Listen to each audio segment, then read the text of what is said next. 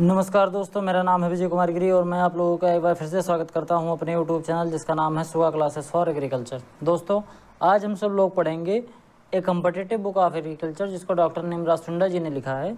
इसमें आज हम पढ़ने वाले हैं हार्टिकल्चर का फ्रूट प्रोडक्शन, और इसमें फ्रूट प्रोडक्शन में हम पढ़ने वाले हैं सिट्रस फ्रूट के बारे में। इससे पहले मैंने मैंगो 2 पार्ट्स में पढ़ा दिया है, इसके बाद मैंने बनाना एक ही लेक्चर में कंप्लीट कर दिया था। आज हम लोग पढ़ने वाले हैं सिट्रस फ्रूट में 3 तरीके के जो मेनली सिट्रस होते हैं, जिसमें से मैंडारिन है, कागजी लाइम है और एसिड लाइम है। इन तीनों के बारे में डिटेल में पढ़ेंगे। होते तो सिट्रस ग्रुप में ढेर सारी फसलें हैं, लेकिन सिट्रस ग्रुप में क्योंकि मेन 3 ज़्यादातर इन्हीं तीनों को इम्पोर्टेंस दी जाती है, इसी वजह से इन तीनों को पढ़ेंगे। अगर आपको ज़्यादा जानकारी चाहिए तो आप इंस्टेंट हार्टिकल्चर की जो सीरीज़ है मेरी, इसी यूट्यूब चैनल की प्लेलिस्ट में जाएंगे तो आपको इंस्टेंट हार्टिकल्चर पार्ट 1 नाम की एक प्लेलिस्ट मिलेगी।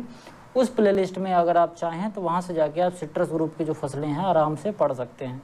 आपको वहां पर ज़्यादा डिटेल में जानकारी मिलेगी। यहाँ थोड़ा सा समराइज वे में दिया गया है क्योंकि थोड़ा यहाँ कम कंटेंट देखने को आपको मिलेगा। सबसे पहले हम पढ़ते हैं मैंडारिन के बारे में। मैंडारिन जो होता है, इसका अगर हम बोटेनिकल नेम की बात करें तो मैंडारिन का जो बोटेनिकल नेम होता है वो होता है सिट्रस रेटिकुलेटी। क्या होता है? सिट्रस रेटिकुलेटी। इसको क्या कहते हैं? संतरा कहते हैं, या फिर इसको ऑरेंज भी कहा जाता है। Most common among citrus fruit grown in India. India में जो सिट्रस ग्रुप की जितने भी फसलें ग्रो करी जाती हैं, उसमें से सबसे ज़्यादा जो कॉमन फसल है सिट्रस ग्रुप की वो है मैंडारिन, जिसको हम बोलते हैं संतरा।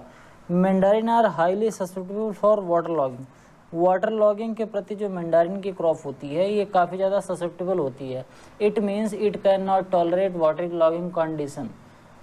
कहने का मतलब ये है कि अगर ज़्यादा लंबे टाइम तक खेत में पानी भरा रहेगा तो आपकी जो मैंडारिन की फसल है, संतरे की जो फसल है, ये खराब हो जाएगी, सूख जाएगी।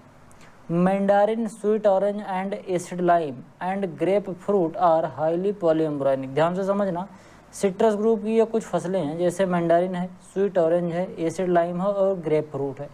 ये जो चारों फसलें होती हैं ये हाईली पॉलीएम्ब्रायनिक होती हैं। पॉलीएम्ब्रायनिक का क्या मतलब होता है? जब एक ही सीड ढेर सारी एम्ब्रॉय में बदल जाता है तो उसको हम क्या कहते हैं? पॉलीएम्ब्रायनिक। यहाँ पर मैंने एक सिट्रस का सीड देखो ले रखा है। ये क्या है? सिट्रस का एक सीड है। नॉर्मली इसमें एक ही एम्ब्रॉय पाया जाता है, लेकिन जब पॉलीएम्ब्रायनिक कंडीशन होती है तो इसमें आप देख सकते हैं एम्ब्रॉय 1, एम्ब्रॉय 2, एम्ब्रॉय 3, 4, 5, 6, 7। इसमें एक ही सीड में ढेर सारे एम्ब्रॉय हैं, छोटे छोटे तमाम एम्ब्रॉय आपको इसमें देखने को मिल जाते हैं। तो इस फिनोमिना को क्या कहते हैं? Polyembryony, development of more than 1 embryo in a single seed. एक ही सिंगल सीड में एक से ज़्यादा एम्ब्रॉय जब बन जाते हैं तो इसको हम क्या कहते हैं? पॉलीएम्ब्रॉयनिक कहते हैं। ठीक, ये किस में पाया जाता है? मैंडारिन में, स्वीट ऑरेंज में, एसिड लाइम में और इसके साथ साथ ग्रेप फ्रूट में पाया जाता है। इसके बाद अगर हम बात करें, citrus fruit have a special kind of fruit skin refers to leathery rind. कहने का मतलब ये है कि अपना जो सिट्रस फ्रूट होता है, जितने भी सिट्रस होते हैं, उनके ऊपर की जो स्किन होती है, यानी कि ऊपर का जो छिलका होता है, वो किस टाइप का होता है? लेथायरिंड टाइप का होता है। ठीक, मतलब इसका जो छिलका होता है लेथायरस टाइप का होता है, ऐसे लगता है जैसे चमड़े नुमा छिलका है। ठीक, इसी को क्या बोलते हैं? लेथायरिंड। इस टाइप का इसका छिलका पाया जाता है। Spacing of lime, lemon and sweet orange. इन तीनों की नॉर्मल कंडीशन में हम कैसे स्पेसिंग रखते हैं? प्लांट टू प्लांट और रो टू रो डिस्टेंस जो होता है लाइम, लेमन और स्वीट ऑरेंज का, वो कितना होता है? 6 मीटर इंटू 6 मीटर, यानी कि 6 मीटर पौधे से पौधे की दूरी और 6 मीटर ही लाइन से लाइन की दूरी रखी जाती है। Kinnow can be grown in high density planting by using Troyer citrange. ये जो किन्नो होता है ये हाई डेंसिटी प्लांटिंग में यूज किया जाता है ट्रायर सिट्रंज के तरीके से। कहने का मतलब ये है कि किन्नो क्या है? एक तरीके के समझो एक क्रॉप है सिट्रस ग्रुप की। ठीक, अब इस किन्नो में क्या किया जाता है कि एक रूट स्टॉक लगाते हैं और इस रूट स्टॉक का नाम है ट्रायर सिट्रंज। ट्रायर सिट्रंज का जब रूट स्टॉक लगा के जब हम इसको ग्रो करते हैं तो हमारा जो किन्नो है उसकी हाइट बहुत ज़्यादा कम रह जाती है और बहुत ज़्यादा कम रहने की वजह से वो डॉर्फ वैरायटी में इंक्लूड हो जाती है। और तब इसकी हम जो प्लांटिंग होती है वो 6 मीटर बाई 6 मीटर ना करके 1.8 मीटर इंटू 1.8 मीटर रखते हैं। मतलब कि 2 मीटर के आसपास इसके पौधे से पौधे की दूरी और 2 मीटर के आसपास इससे एक लाइन से दूसरे लाइन के बीच की दूरी को रखते हैं। ऐसा क्यों कर पाते हैं? ऐसा हम इस वजह से कर पाते हैं क्योंकि किन्नोमा जो रूट स्टॉक है वो हम ट्राई और सिट्रंज का लगाते हैं। इसकी वजह से एक डॉर्फिंग इफेक्ट आ जाता है हमारे किन्नों में और हम एक छोटा पौधा ले पाते हैं जिसके अंदर बहुत ढेर सारा फ्रूट हमको देखने को मिलता है। मैंडारिन की अगर हम वैरायटी की बात करें तो एक तो सबसे अच्छी वैरायटी है लड्डू, उसके बाद कॉन्ग वैरायटी है, ये कॉमर्शली साउथ इंडिया में ज़्यादातर ग्रो की जाती है। और उसके बाद किन्नू है, मैंडारिन की एक वैरायटी है किन्नू, ये मैन मेड टाइप की एक क्रॉप है, ये अलग टाइप की एक क्रॉप होती है जो कि मैंडारिन में ही आती है। इसको किंग स्वीट और बिलो लीफ मैंडारिन के क्रॉस से बनाया गया है। किसके क्रॉस से बनाया गया है? किंग स्वीट और बिलो लीफ मैंडारिन, इन्हीं दोनों फसलों के क्रॉस से एक तीसरी टाइप की फसल बनाई गई है जिसको हम बोलते हैं किन्नू। ये डेवलप किसने किया था? इसको डेवलप करने वाले जो ब्रीडर थे उनका नाम था HB फ्रॉस्ट। इन्होंने USA में इसको डेवलप किया था 1935 में, और वहाँ से ये पहली बार पंजाब में आया था। पंजाब एग्रीकल्चर यूनिवर्सिटी में सबसे पहले इस किन्नू को उगाया गया था, फिर वहाँ से धीरे धीरे करके ये पूरे इंडिया में फैल गया। ठीक, इसके बाद अब हम अगली जो सिट्रस ग्रुप की फसल है वो है स्वीट ऑरेंज, जिसको हम क्या बोलते हैं? Citrus sinensis. इसके बारे में बात कर लेते हैं। सिट्रस साइनेंसिस क्या है? बोटेनिकल नेम है स्वीट ऑरेंज का। Pre harvest fruit drop is common in citrus. Citrus में प्री हार्वेस्ट यानी कि हार्वेस्टिंग से पहले ही जो फल टूट टूट के गिर जाते हैं, ये एक बहुत कॉमन सी प्रॉब्लम मिलती है स्वीट ऑरेंज में। ऐसा क्यों होता है? ऐसा होता है जब टेम्परेचर में फ्लक्चुएशन होता है, या फिर प्रॉपर पॉलिनेशन नहीं हो पाता है, या पानी की कमी हो जाती है, या किसी और माइक्रो न्यूट्रिएंट की कमी हो जाती है। तब इस तरीके का जो प्री हार्वेस्ट फ्रूट ड्रॉप होता है, यानी कि कच्चा फल ही गिर जाएगा, बढ़ेगा नहीं। एक चीज़ और समझ लेना कि अपना जो सिट्रस क्रॉप होता है ये एक माइक्रो न्यूट्रिएंट लविंग क्रॉप होता है। कहने का मतलब ये है कि सिट्रस में जो CHO या NPK ये सब जो न्यूट्रिएंट है ये तो लगते ही लगते हैं, इसके साथ साथ कैल्शियम, बोरान, सल्फर और कॉपर, ऐसी फसलों में मैग्नीज, ये सब जो माइक्रो न्यूट्रिएंट हैं इनका भी ज़्यादा काम लगता है किसमें? सिट्रस में, क्योंकि ये एक माइक्रो न्यूट्रिएंट लविंग क्रॉप है। It can be check by spray of 2,4-D at the rate of 20 ppm। ये जो फ्रूट ड्रॉप वाली प्रॉब्लम होती है, अमूमन जितने भी पौधों में फ्रूट ड्रॉप वाली प्रॉब्लम मिलती है उनमें सबको रोकने के लिए 20 से लेके 25 ppm का घोल बनाकर अगर हम 2,4-D का छिड़काव कर देंगे तो ये फ्रूट ड्रॉप वाली प्रॉब्लम कम हो जाती है। जैसा कि मैंने कल भी बताया था और मैंगो में भी मैंने बताया था कि फ्रूट ड्रॉप वाली प्रॉब्लम होती है या मैंगो माल फॉर्मेशन वाली प्रॉब्लम होती है, तो इसको इसी 2,4-D को 20 pm या 25 ppm का घोल बनाकर अगर छिड़काव कर देंगे तो हमारा ये जो प्रॉब्लम है ये शांत हो जाएगी। अब हम बात करते हैं Rangpur lime is the best route stock for मौसम्बी। मौसम्बी जो होता है इसके लिए जो सबसे अच्छा रूट स्टॉक माना जाता है वो है रंगपुर लाइम। रंगपुर लाइम एक लाइम की वैरायटी है, देसी वैरायटी है। इसी का रूट स्टॉक यूज करते हैं किसमें? मौसम्बी में, यानी कि ऊपर मौसम्बी होगा और नीचे वाला जो जड़ वाला पार्ट होगा वो रंगपुर लाइम होगा। T budding and patch budding are most common method for sweet orange propagation. कहने का मतलब ये है कि टी बडिंग और पैच बडिंग ये दो टाइप की बडिंग यूज करते हैं सिट्रस में। कौन सा सिट्रस में? स्वीट ऑरेंज वाले सिट्रस में इसके प्रोपोगेशन के लिए। स्वीट ऑरेंज के प्रोपोगेशन के लिए कौन सा मेथड यूज करते हैं? टी बडिंग या फिर पैच बडिंग। पैच बडिंग में क्या होता है कि ऐसे इतना पार्ट छिलका सहित निकाल लिया जाता है किसी सिट्रस के मेन ब्रांच से, उसके बाद ठीक इसी प्रकार का एक और अलग जगह से निकालते हैं जिसमें एक बड भी रहता है और फिर लाकर यहाँ पर लगा देते हैं। तो ये बड जो है ये बाद में पूरा बड अच्छे से ग्रो हो जाता है। यहाँ इतना कट लगाए और यहाँ पर लाके एक इसी तरीके का कट लगा कर एक छिलका लाके यहाँ पर लगा दिए। उस छिलके में पहले ही एक छोटी सी कलिका थी, फिर यही कलिका बाद में बड़ी हो जाती है और बड़ा होके एक नया तना बना लेती है, तो इसको कहते हैं बडिंग। तो टी बडिंग और पैच बडिंग ज़्यादातर यूज करते हैं किसमें, स्वीट ऑरेंज में। अगर हम वैरायटी की बात करें कि स्वीट ऑरेंज में कौन कौन सी ऐसी वेराइटीज़ हैं जो काफ़ी ज़्यादा इम्पॉर्टेंट हैं, तो उसमें है एक सतगुड़ी, उसके बाद ब्लड रेड, पाइनएप्पल, मौसम्बी, जाफा और बैलेंसिया। ये जितनी भी वैरायटी हैं ये किसकी वैरायटी हैं, ये सभी स्वीट ऑरेंज की वैरायटी हैं। एक चीज़ समझना, मौसम्बी जो होता है ये इतना ज़्यादा फेमस हो गया है कि मौसम्बी एक लोग समझ लेते हैं कि एक फसल का नाम है, जबकि ऐसा नहीं है। ये स्वीट ऑरेंज की एक वैरायटी है, ठीक, मीठे नींबू की एक वैरायटी है जिसको क्या बोलते हैं, मौसम्बी। और जो संतरा है उसको मैंने बताया मैंडारिन होता है। इसके बाद अब हम बात करते हैं कागजी लाइम की। कागजी लाइम जो ये अपना सब्जी जो अपना नींबू होता है जो हम खाने में यूज करते हैं, अचार बनाने में यूज करते हैं, खट्टा नींबू जो होता है, इसकी बात करें तो कागजी लाइम इसको कहते हैं। सिट्रस ऑरेंटिफोलिया जो होता है इसका साइंटिफिक नेम या फिर बोटेनिकल नेम होता है।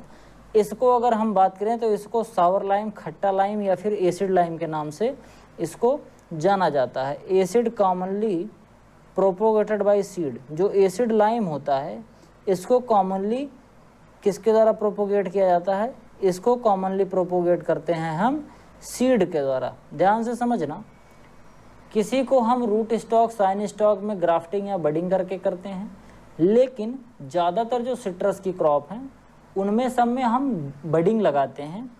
केवल और केवल ये जो कागजी लाइम या एसिड लाइम है यही एक ऐसी वैरायटी है जिसमें ज़्यादातर हम क्या करते हैं, सीड के थ्रू अपना कायदे से प्रोपोगेशन हम कर सकते हैं, ठीक।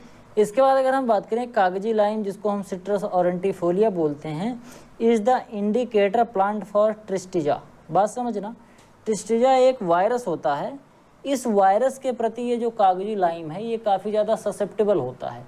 कहने का मतलब ये है कि अगर हमारे खेत में या हमारे फसल के आसपास में कहीं भी ट्रिस्टिजा वायरस का अफेक्शन दिख रहा है, थोड़ी भी उसकी जनसंख्या है, तो अगर हमने ऐसी जगह पर जहाँ ट्रिस्टिजा वायरस का प्रकोप है वहाँ पर अगर हमने कागजी लाइम लगा दिया तो हमारे जो कागजी लाइम है उसमें ये देखने को ज़रूर मिलेगा, ट्रिस्टिजा वायरस का ये जो प्रकोप है देखने को ज़रूर मिलेगा। क्योंकि जो कागजी लाइम होता है ये काफ़ी ज़्यादा ससेप्टेबल होता है, यानी कि ट्रिस्टिजा का वायरस इसमें बहुत ही आसानी से लग जाता है। इस तरीके का सिम्टम देखने को मिलता है। सडनली एक ब्रांच जो होती है या एक प्लांट जो होता है वो बिल्कुल सूख जाता है, जबकि बगल वाला बिल्कुल हरा भरा ही रहता है। ऐसा देखने में लगता है जैसे इसमें किसी ने पानी की सप्लाई को एकाएक रोक दिया है जिसकी वजह से ये सूख जाता है, जबकि ऐसा नहीं होता, ये वायरस के द्वारा ही फैलता है। इसको रोकने का सबसे अच्छा तरीका है कि इसका जो वेक्टर है जिसके द्वारा ये वायरस फैलता है उसको अगर हम रोक ले जाएं तो हमारा ये ट्रिस्टिजा जो वायरस है ये फैलेगा नहीं और हमारी फसलें नुकसान नहीं होंगी। इसके बाद अगर हम बात करें, citrus canker is most serious disease of acid lime.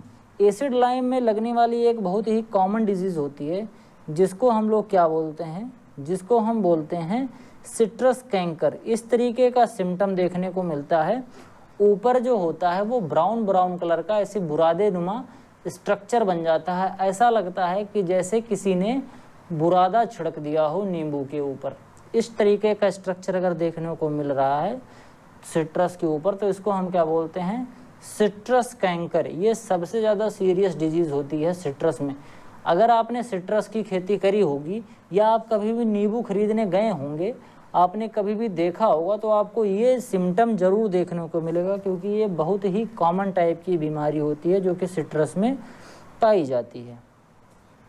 इसके बाद अगर हम बात करें वेराइटीज़ ऑफ कागजी लाइम, कागजी लाइम की कौन कौन सी ऐसी वेराइटीज़ हैं जो काफ़ी ज़्यादा इम्पॉर्टेंट है, जिनको इंडिया में आसानी से ग्रो किया जाता है। उसमें सबसे अच्छी जो वेराइटी है वो चक्रधर वेराइटी है। ये सीडलेस वेराइटी है एसिड लाइम की। कहने का मतलब इसके अंदर, चक्रधर के अंदर सीड नहीं होता है। उसके बाद है पैरामालिनी, ये अच्छी ईल्डर वेराइटी है। उसके बाद है मीठा चिकना, ये स्वीट होता है और जूसी वैरायटी होती है, मतलब इसके अंदर जूस ज़्यादा होता है। उसके बाद है साई सरबती, ये टॉलरेंट है ट्रिस्टिजा और कैंकर, जो दोनों बीमारी अभी मैंने बताया, इन दोनों बीमारियों के प्रति ये अपना जो साई सरबती वैरायटी है ये रेजिस्टेंट होती है। तो ये हमको ज़्यादा अच्छे से पैदावार देगी अगर हम साई सरबती को लगाएंगे, क्योंकि जो बहुत ही इम्पॉर्टेंट डिजीज़ होती है कैंकर डिजीज़, ये साई सरबती में नहीं लगता है। इसके बाद अगर हम बात करें कि सिट्रस जो ग्रुप की फसलें हैं इनके अंदर कौन कौन से डिजीज़ लगती हैं और इसके साथ साथ इसमें कौन कौन से इंसेक्ट पेस्ट लगते हैं, तो उसमें जो सबसे पहली डिजीज़ है वो है सिट्रस गमोसिस। एक चीज़ और मैं बता देता हूँ, कभी भी अगर बीमारी आप पढ़ रहे हैं तो फसल के नाम के साथ पढ़िए। कभी भी किसी इंसेक्ट का नाम पढ़ रहे हैं तो फसल के नाम के साथ पढ़िए, ठीक। जैसे मैंने आपको कई बार बताया है, एक बार मैं फिर से बता दे रहा हूँ। जैसे किसी पौधे में बीमारी लगती है मालफॉर्मेशन, तो आप मालफॉर्मेशन नहीं कहिए, उसको क्या कहिए, मैंगो मालफॉर्मेशन। इससे आपको एक चीज़ कंफर्म हो जाएगी कि मैंगो में ही मालफॉर्मेशन लगता है। इसी तरीके से मैंने कहा बंची टॉप, तो बंची टॉप नहीं कहिए, उसको क्या कहिए, बनाना बंची टॉप वायरस, ठीक। इस तरीके से जब आप बोलेंगे तो कम से कम चीज़ों में ज़्यादा से ज़्यादा चीज़ें आप एक साथ याद कर पाएंगे। जैसे मैंने कह दिया बनाना बंची टॉप वायरस, इसमें क्या क्या है, इसमें पहली बात तो ये पता चल रही है कि कौन सी फसल है, दूसरी बात पता चल रही है कि कौन सी बीमारी है, और तीसरा पता चल रहा है कि किससे फैल रहा है, बनाना बंची टॉप वायरस, ठीक। सिट्रस कैंकर, मैंने कई बार अगर आपने मेरे पे ध्यान दिया होगा तो मैं जब भी बोलता हूँ किसी भी डिजीज़ का नाम या किसी भी इंसेक्ट का नाम, तो मेरे ऐसी हैबिट बन चुकी है कि मैं फसल के नाम के साथ बोलता हूँ। ऐसा इस वजह से होता है, ऐसा इस वजह से मैंने स्टार्ट करा, जिससे मुझे कम से कम ये तो याद हो जाए कि कौन सी बीमारी किस फसल में लगती है। तो गमोसिस देखो, सिट्रस जो गमोसिस होता है ये किसकी वजह से फैलता है, ये फैलता है फाइटोप्थोरा स्पीसीज़ की वजह से। और इसमें होता क्या है, इसमें अगर कहीं भी सिट्रस के प्लांट में कहीं भी अगर कट लग जाता है तो वहाँ से गोंद निकलने लगती है, इस तरीके से गम निकलने लगता है, इसी को बोलते हैं गमोसिस, सिट्रस गमोसिस। इसके बाद आगे आता है बैक्टीरियल कैंकर। ये जो मैंने अभी बताया कि सिट्रस में कैंकर बीमारी लगती है, ये एक बैक्टीरियल कैंकर डिजीज है। ऐसे समझो कि citrus canker, citrus bacterial canker, इस तरीके से बोलोगे सिट्रस कैंकर, जो कि एक बैक्टीरियल डिजीज़ है, तो आपको आसानी से याद भी हो जाएगा। तो सिट्रस में जो कैंकर लगता है वो एक बैक्टीरियल डिजीज़ है, और वो लगता किसकी वजह से, Xanthomonas campestris citri, Xanthomonas campestris citri. ये किससे फैलता है, ये एक लीफ माइनर होता है, एक इंसेक्ट होता है लीफ माइनर, उसी इंसेक्ट के थ्रू ये बैक्टीरिया जो होता है जेंथोमोनास का, ये फैलता है। और जब ये फैल जाता है पौधे पर, तो एक तो लीफ माइनर लीफ माइनिंग वाला काम करेगा, पत्तियों को ख़राब करेगा, उसको खाएगा, उसको तोड़ेगा मोड़ेगा। और जो बैक्टीरिया आ गया है, ये बैक्टीरिया अपना कैंकर का सिम्टम प्रोड्यूस करेगा। एक क्वेश्चन IBPS AFO में पढ़ाया गया, पूछा गया था, अब इसी समय याद आ गया मुझे, तो मैं आपसे पूछ रहा हूँ, जो सिट्रस कैंकर होता है ये पौधे के कौन कौन से पार्ट पर प्रदर्शित होता है, जैसे फ्रूट पर, लीफ पर, स्टेम पर, कौन कौन से पार्ट्स पर हो सकता है। इन तीनों में से किसी एक पार्ट पर या सभी पार्ट्स पर आपको कमेंट बॉक्स पे आंसर देना है कि सिट्रस कैंकर का जो सिम्टम दिखता है वो पौधे के किस भाग में दिखता है, ठीक। इसके बाद हम बात करते हैं ट्रिस्टिजा, जो कि वायरस है, इसको फैलाने का काम कौन करता है, एफिड करता है। और इस एफिड का जो नाम है वो क्या है, इसका नाम है टोक्सोप्टेरा स्पीसीज। ये टोक्सोप्टेरा जो होता है ये एफिड का साइंटिफिक नेम है, और यही एफिड जो होता है ये ट्रिस्टिजा वायरस जो है वो सिट्रस में फैलाता है। सिट्रस ग्रीनिंग एक तरीके का ऐसा समझो कि एक फिजियोलॉजिकल टाइप का डिसऑर्डर होता है, या आप डिजीज़ भी कह सकते हैं, जो कि माइकोप्लाज्मा के द्वारा फैलता है। इसमें क्या होता है कि सिट्रस बिल्कुल पक जाता है, बिल्कुल अपनी मैच्योरिटी पे आ जाता है, तब भी आधा सिट्रस का कलर तो बिल्कुल अच्छे से चेंज हो जाएगा, लेकिन आधा का कलर बिल्कुल ग्रीन ही बना रहेगा, तो इसी को क्या कहते हैं, सिट्रस ग्रीनिंग। इससे जो क्वालिटी है सिट्रस की वो ख़राब हो जाती है और हमको अच्छे से बाज़ार भाव नहीं मिलता है सिट्रस का।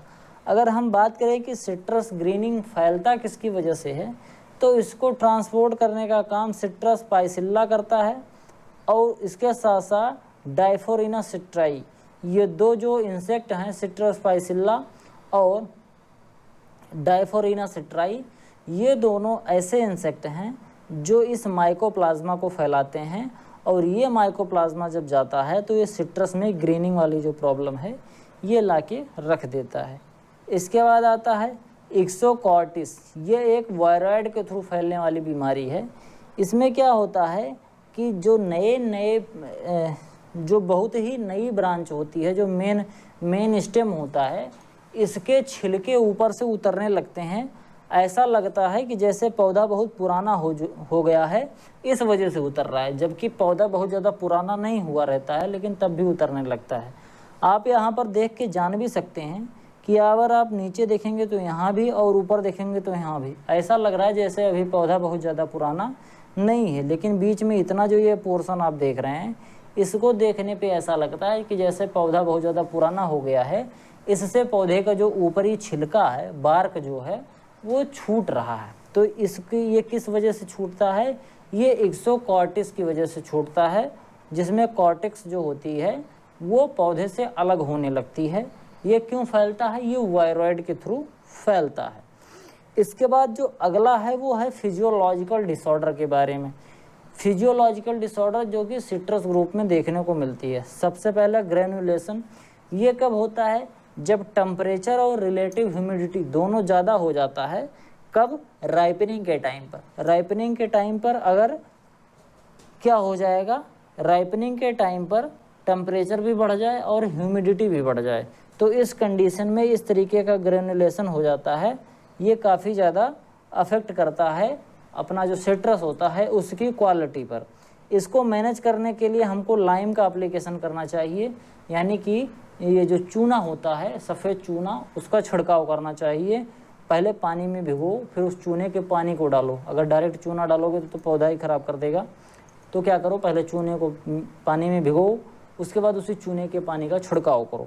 इसके साथ साथ आप क्या कर सकते हैं, 12 ppm का घोल बनाकर 2,4-D का भी छिड़काव कर सकते हैं।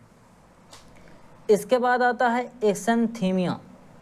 एक्सैंथीमिया जो होता है ये एक बीमारी होती है, इस टाइप की देखने में लगता है। सिट्रस के ऊपर एक ब्राउन या चॉकलेटी कलर का एक बार्क जैसा बन जाता है, एक पपड़ी बन जाती है, जो किसकी वजह से बनती है, जो कि आपकी जो कि आपकी कॉपर की कमी से देखने को मिलता है। इसके बाद जो येलो लीफ ऑफ सिट्रस है, सिट्रस की पत्तियां जो पीली पड़ जाती हैं, वो मोलिब्डेनम के डेफिशिएंसी से होता है।